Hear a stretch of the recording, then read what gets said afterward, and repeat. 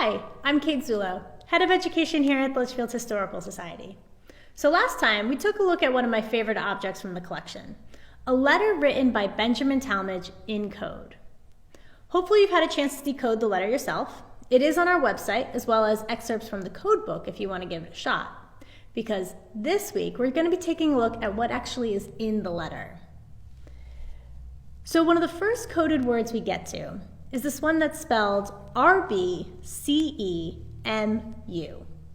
When you decode that, you see it spelled P-H-I-A-L-S. Now, you may not be familiar with that spelling, but go ahead and say the word out loud. Vials. Vials are small jars. And further down the letter, we actually have a clue as to what's in the small jars. This sentence reads, "The 356 with a squiggly on top are enclosed, and I shall immediately 591, 432, the 286, with those standing 300 with a squiggly, 634, 723. Decoded, that says, the letters are enclosed, and I shall immediately send off the ink with those standing entrusted to Culper Jr. So, vials, ink. Do you know what he's talking about? Invisible ink. So both the British and American armies used invisible ink during the Revolutionary War. And there were different types of ink that were used. One type was basically an acidic liquid, so maybe a lemon juice or a vinegar, and when it dried it would be clear, but when heat was applied to the paper, the letter would be revealed. And this worked because that acidic liquid would start to weaken the paper fibers, and when it was exposed to heat, those bits of the paper would brown faster. Of course, the downside to this invisible ink is that anybody who had access to a candle, so like everybody, would be able to reveal the message. Washington wanted his information even more protected.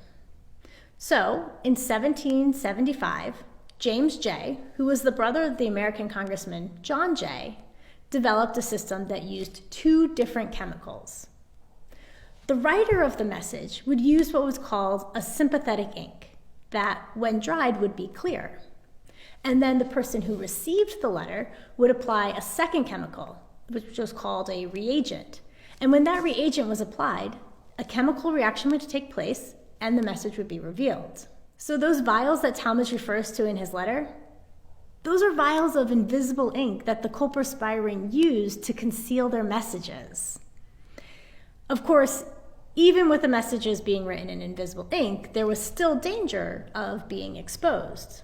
And you can check out our most recent blog post for a really interesting anecdote as to why one of Tallmadge's agents needed a new batch of invisible ink. So James Jay never revealed the secret formula for the invisible ink the Culper spy ring used, but I do want to show you a fun activity you can do at home to create your own hidden messages in sympathetic ink. All you're going to need is water, rubbing alcohol, turmeric, baking soda, and then something to write the message with, so Q-tips or a paintbrush or maybe even a quill pen. So first, let's make our sympathetic ink. To do that, I'm going to use half a cup of water, and this works best if the water is warm. Then I'm going to take a tablespoon of baking soda. And it doesn't need to be exact. Go ahead and stir that up. Next, go ahead and write your message. Now you'll notice that I'm not using a blank piece of paper. It would look really suspicious if agents were sending each other blank pieces of paper. So instead, they were instructed to write their messages in sort of the empty space on a regular letter. So notice I'm writing mine sort of at the top of the page here. All right. Once you have your message written, go ahead and let that paper dry. Next, we're going to want to make up that second chemical, that reagent.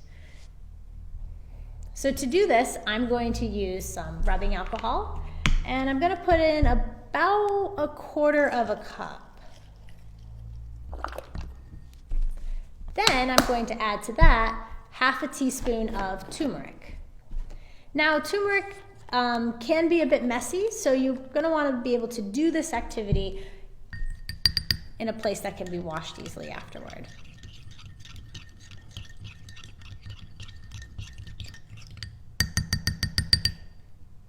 Okay, there's our reagent.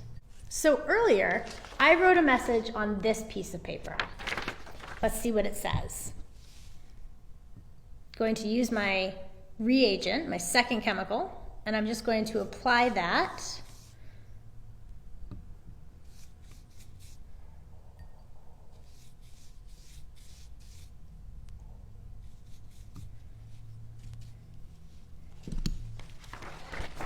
Here's our secret message.